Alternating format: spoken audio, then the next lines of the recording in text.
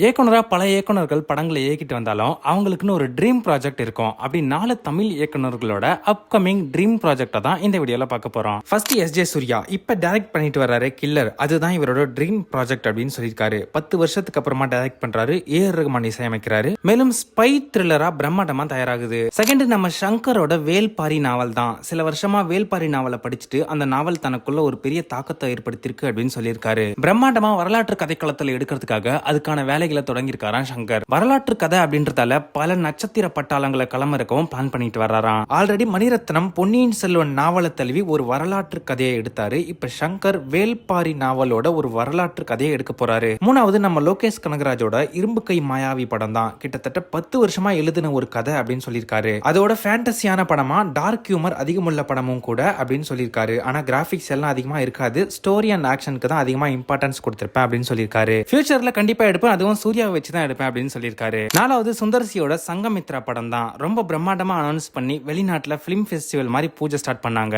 ரகுமான் இசையமைக்க ஜெயம் ரவி, ஆர்யா, ஸ்ருதி ஹாசன் நடிக்கிறதா இருந்துச்சு. ஆனா ஏதோ சில காரணத்தால ஷூட்டிங் ஸ்டாப் ஆகிடுச்சு. ஆனாலும் சுந்தர்சியோட கனவு படம் சங்கமித்ரா அதை கண்டிப்பா ஒரு ஃபியூச்சர்ல எடுப்பாரு அப்படின்னு சொல்லிட்டு சுந்தர்சி கிட்ட அசிஸ்டன்ட் டைரக்டரா ஒர்க் பண்ண நம்ம 11 பட இயக்குனர் லோகேஷ் அஜில்ஸ் ரீசெண்டா ஒரு இன்டர்வியூல சொல்லியிருக்காரு.